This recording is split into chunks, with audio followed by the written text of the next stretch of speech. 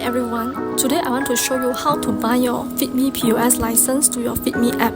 First of all, open your browser, go to portal.feedme.cc. Then click on the top left button, click Settings, click Device. Then you go to Buy Device button.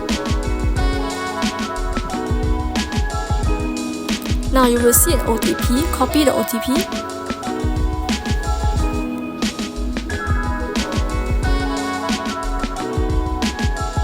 Then you go to your FeedMe Post app, click on Main.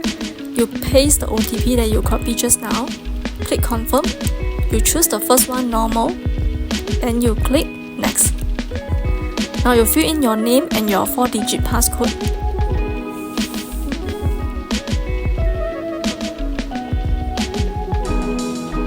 Now click Confirm. Your post is successfully set up.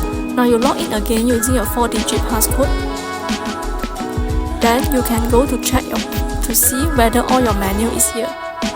You can see all the menu that you set up using the portal is now here in your app.